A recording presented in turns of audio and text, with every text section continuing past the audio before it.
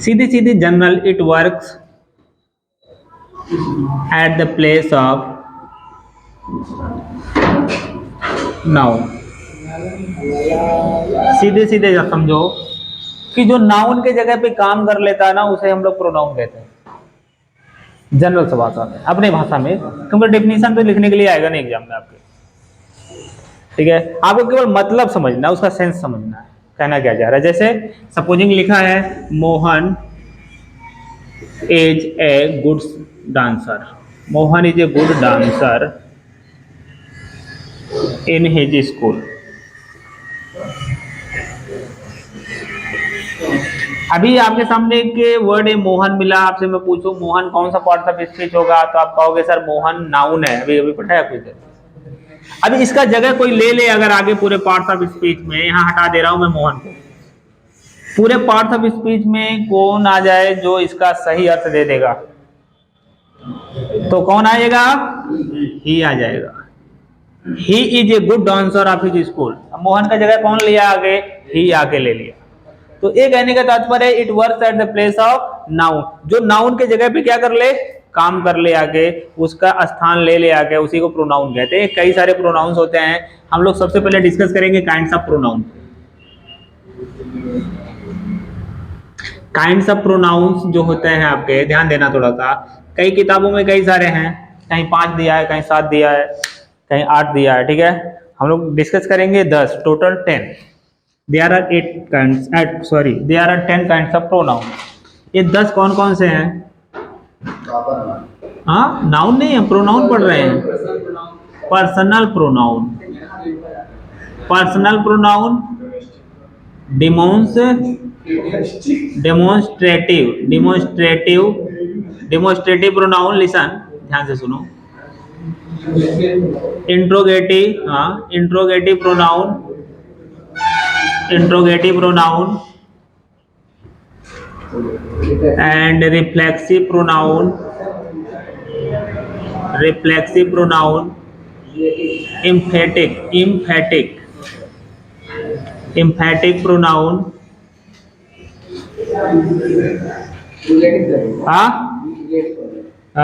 Relative pronoun, हाँ relative लिख लेते हैं, रिलेटिव प्रोनाउन, पॉजेसिव प्रोनाउन, हाँ डिस्ट्रीब्यूटिव प्रोनाउन, डिस्ट्रीब्यूटिव प्रोनाउन, और क्या है? इंडेफिनिट प्रोनाउन, इंडेफिनिट प्रोनाउन, हाँ रेसिप्रोकल प्रोनाउन, 1 2 3 4 5 6 7 8 9 10। देखो ध्यान से,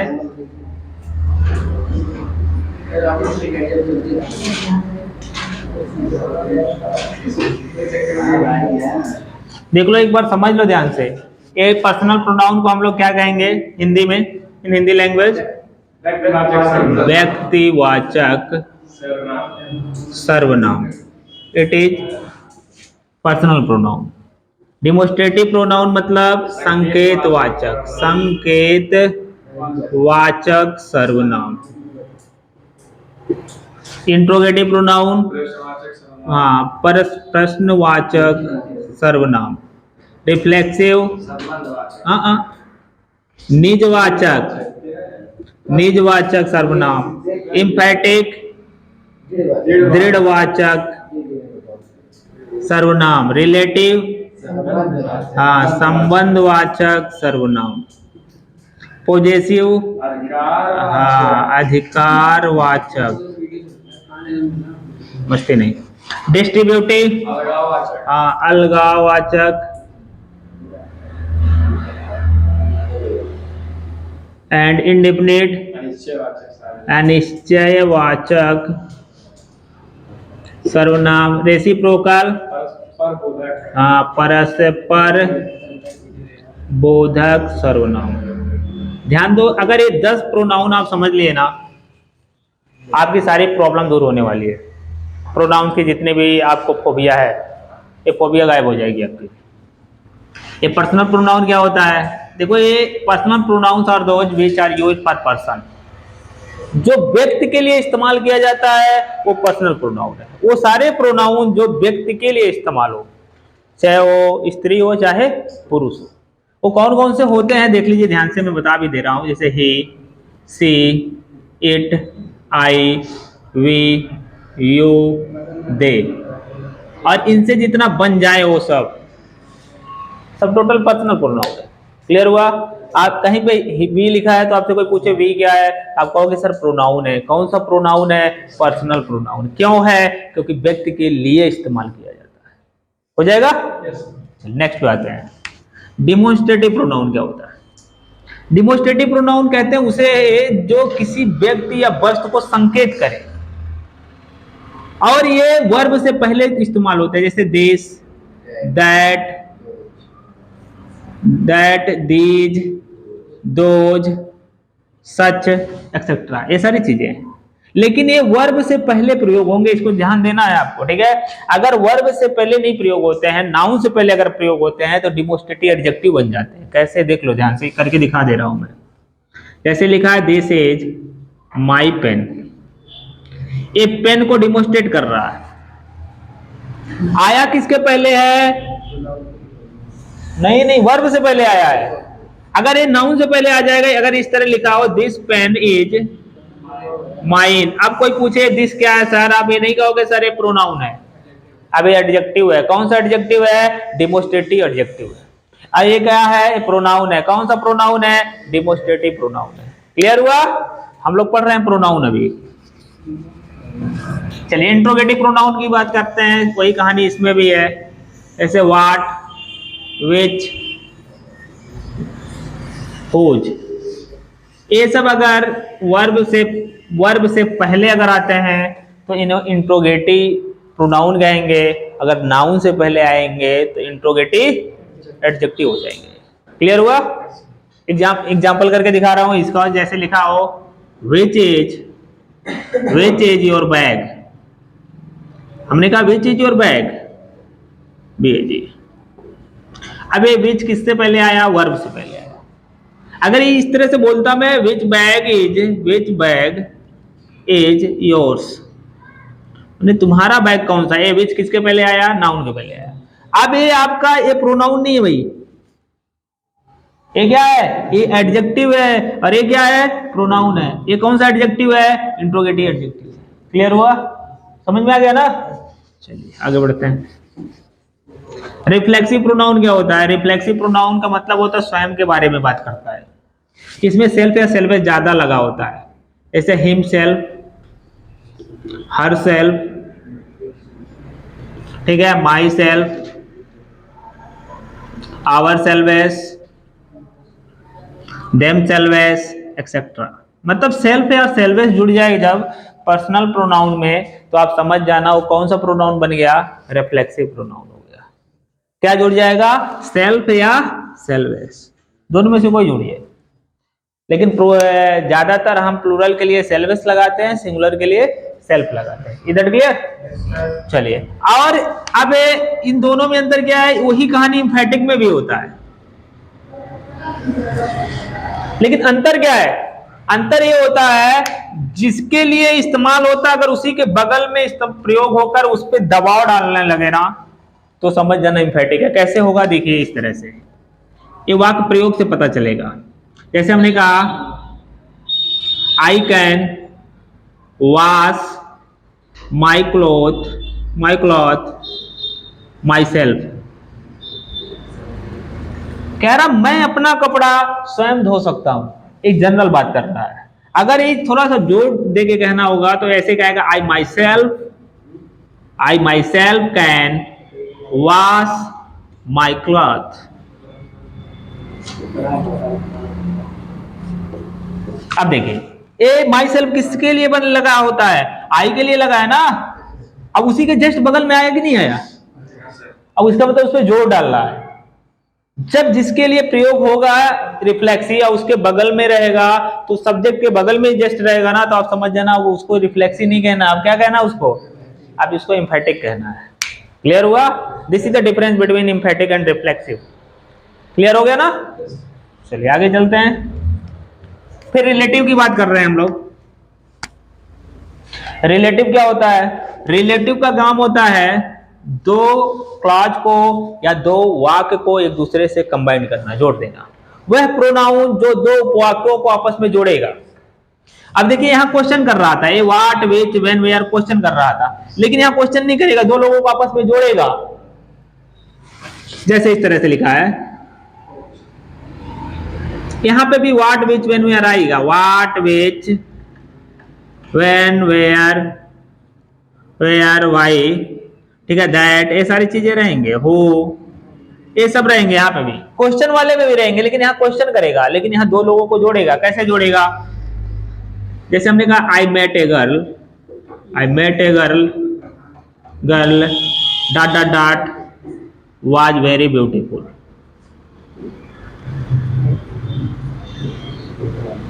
अब इन दोनों को जोड़ने का काम कर रहा है कौन सा?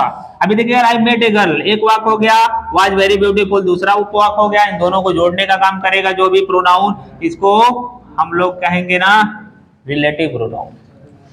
तो बन के तैयार होगा I met a girl who was very beautiful. यहाँ क्वेश्चन नहीं कर रहा है, वो कनेक्ट कर रहा है दोनों। इसका हिंदी ये होगा मैंने एक लड़की से मिला जो बहुत सुंदर थी। यहाँ हु का अर्थ जो हो जाएगा, यहाँ क्वेश्चन जब करेगा तो हु का अर्थ कौन हो जाएगा। आ समझ में? रिलेटिव प्रोनाउन में जब हु कनेक्ट करता है दो लोगों को तो उसका अर्थ जो होता है, जब क्वेश्चन करता है तो उसका अर्थ कौन होता है। उसी तरह सबका है, वाट का भी अर्थ जो हो जाएगा जब क्या करेगा, कनेक्ट करेगा, ठीक है। और वेयर का मतलब होगा जहां हो जाएगा, जब वो क्वेश्चन क्या करेगा, जब वो दो लोगों को जोड़ेगा तो उसका अर्थ जहां हो जाएगा, अन्यथा वेयर का अर्थ कहां होता है। क्लियर हुआ? ये सारी चीजें समझनी होती है। चलिए आगे आते हैं। पॉजेसिव देखिए, पॉजेसिव क्या कहता है? पॉजेसिव प्रोनाउन जैसे माइन हो गया, हर्ष हो गया, हिज हो गया, योर्स हो गया, देयर्स हो गया, ठीक है। अंत में यस लगा रहता है इसमें, या तो ई लगा रहेगा या तो अधिकतर यस लगा होता है। ये किसके बाद इस्तेमाल होता है? या तो वर्ब से पहले होगा या तो वर्ब के बाद होगा। तुरंत, या तो वर्ब के तुरंत पहले होगा या तो वर्ब के तुरंत बाद होगा। जैसे हमने लिखा this pen is mine, this pen is mine and that is yours. यहां दो जगह पोसेसिव प्रोनाउन है, देख लो कहां कहां है। एक माइन है और एक योर्स। कह रहा है यह कलम मेरा है और वह कलम तो तुम्हारा है। इसके बाद नाउन नहीं आना चाहिए, इसके बाद नाउन आ जाएगा तो गलत हो जाएगा। ये या तो वर्ब से पहले आएगा या तो वर्ब के बाद आएगा। क्लियर हुआ? हाँ इधर यस सर। कंफ्यूजन है क्या कोई? चलो देखो, हमने कहा yours is wrong, yours is wrong WRO and mine is right.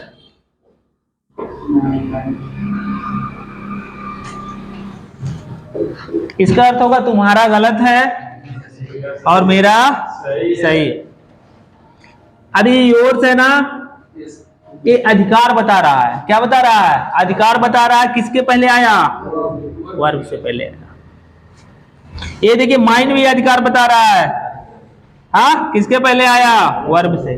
कभी वर्ब से पहले आ जाएगा, कभी वर्ब के बाद आ जाएगा, लेकिन इसके बाद नाउन नहीं आएगा, तुरंत नहीं आएगा। इसके तुरंत बाद नाउन नहीं आएगा। आ रहा समझ में? एक वाक्य में दो बार आएगा, दो बार सिंगल भी आ सकता है। हमने डबल लिखा है आपको समझाने के लिए, तो सिंगल में भी आ सकता है। ठीक है, चलिए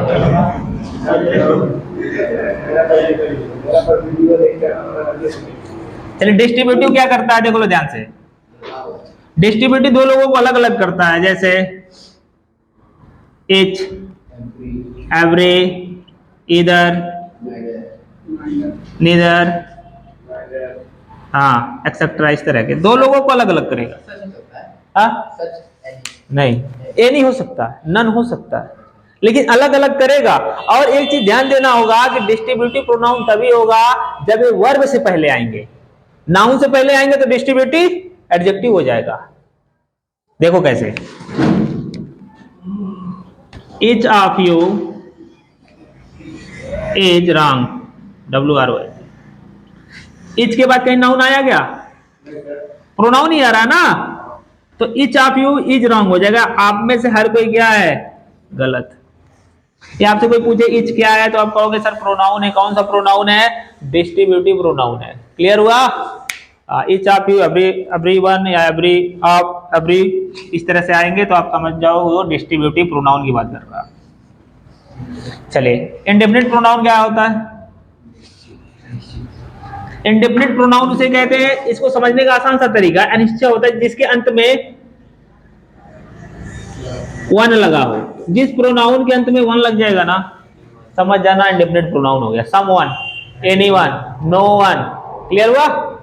बॉडी लग जाए, somebody, anybody, nobody, pronoun. Thing लग जाए, समथिंग, एनीथिंग, नथिंग, ऐसा प्रोनाउन है। कौन सा प्रोनाउन है?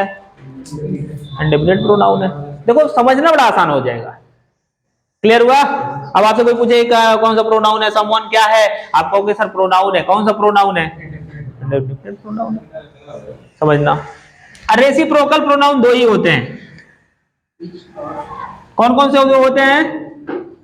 एक ईच अदर होता है, एक वन एंड अदर होता है। ये दो लोगों के लिए लगाया जाता है, ये दो से अधिक लोगों के लिए लगाया जाता है। क्लियर हो गया पूरा प्रोनाउन? कोई दिक्कत? ये सारे प्रोनाउंस को आपको याद कर लेने हैं पूरा डिटेल, और इनसे रिलेटेड बात को समझे। इनसे रिलेटेड एक एक वाक्य बना लेने हैं आपको, जिसमें पर्सनल प्रोनाउन आ जाए, एक डिमोस्ट्रेटिव आ जाए, एक इंट्रोगेटिव आ जाए। हो जाएगा ना?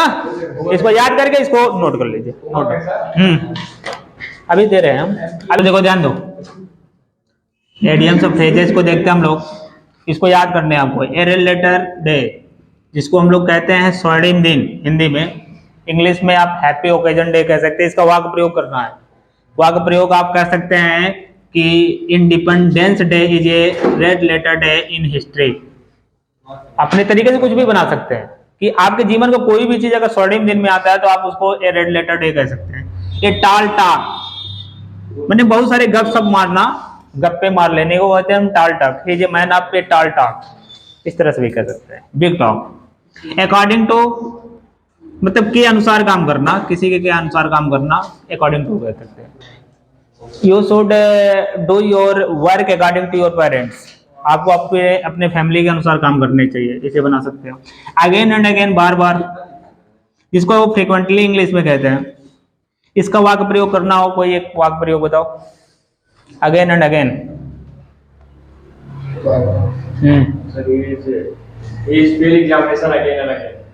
ही इज नहीं होगा, फिर he fails in the examination again and again. ठीक है, वो बार बार फेल हो जाता है परीक्षा में, ये हो सकता है। Very good. All in all, सर्वे सर्वा, कंप्लीट मास्टर जिसको कहते हैं। हाँ, क्या हो सकता है कंप्लीट मास्टर का? माई फादर इज या my mother is, all in all in my family, ऐसे बना सकते हो इजी में। कंप्लीट मास्टर, हाँ कुछ भी बना। क्या?